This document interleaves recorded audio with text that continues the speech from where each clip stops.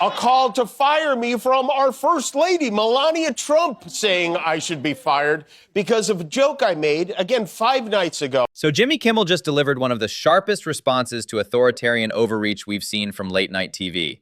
When the First Lady demands a comedian's firing over a harmless roast joke, we're watching democracy stress-tested in real time. This breakdown reveals everything about power, comedy, and constitutional rights. You know how sometimes you wake up in the morning and the First Lady puts out a statement demanding you be fired from your job? We've all been there, right? You've been there, right, Guillermo? This casual delivery is actually brilliant strategy. When authoritarians attack comedy, they want fear and groveling. By treating this as absurd rather than terrifying, he's refusing to normalize First Ladies issuing employment ultimatums to private citizens. That's exactly the right constitutional response. It was a pretend roast. I said, our First Lady Melania is here. Look at her, so beautiful. Mrs. Trump, you have a glow like an expectant widow, which obviously was a joke about their age difference and the look of joy we see on her face every time they're together. The roast tradition dates back decades. Even Reagan took these jokes gracefully. The expectant widow line references their 24-year age gap and her documented facial expressions during public appearances. Classic observational humor that wouldn't have raised eyebrows in any previous administration. It was a very light roast joke about the fact that he's almost 80 and she's younger than I am. It was not, by any stretch of the definition, a call to assassination, and they know that. Exactly right. This deliberate misinterpretation mirrors authoritarian playbooks worldwide. Reframe criticism as violence to justify crackdowns.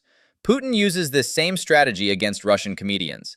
The administration knows the difference between a roast joke and incitement, but benefits from blurring those lines. I do, and I think a great place to start to dial that back would be to have a conversation with your husband about it, because, by the way,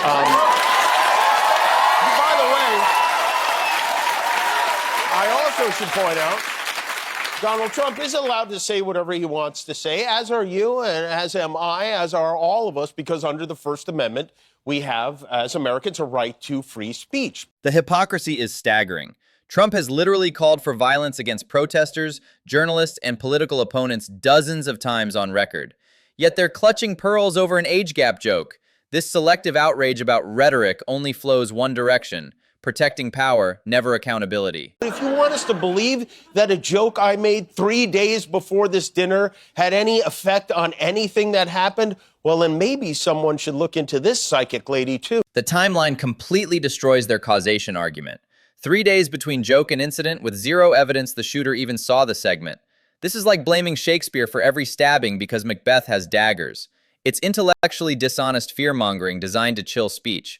Brian Stelter of CNN noted, incorrectly I think, that no one from the White House was specifically calling for my head. This is this morning. I guess the First Lady doesn't count.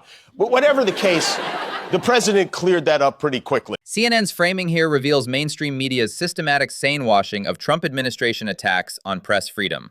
By downplaying the First Lady's statement, they're normalizing unprecedented government intimidation of entertainment figures. That's exactly how democratic norms erode, through willful blindness. But I have to say, because this really is a shame, because there was a time not so long ago, back in 2010, when, believe it or not, we sent our man Yahya to a Samsung promotional event in New York where we learned that Donald Trump was a very big fan of mine. This perfectly illustrates how Trump's relationship with comedy changed once he gained power. Before politics, he courted comedians for legitimacy.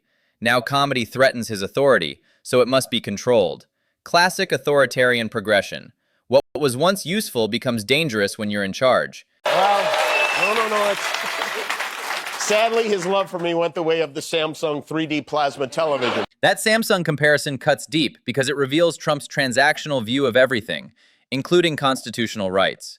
Free speech is great when it benefits him, disposable when it doesn't. The joke works because everyone recognizes this pattern of conditional support for democratic principles. After the gunman was captured, there were so many well-known people in a room together, and there were cameras on everyone at all times. All the journalists, everybody grabbed their phones, immediately went into reporter mode. It was like a reverse Clark Kent. Like he goes, but the dinner was filmed by more different iPhones from more different angles than the Torah portion of a bar mitzvah. The documentation angle is brilliant because it preempts any conspiracy theories. With hundreds of phone cameras recording every angle, there's no ambiguity about what happened when. This level of transparency actually proves how baseless the administration's accusations are.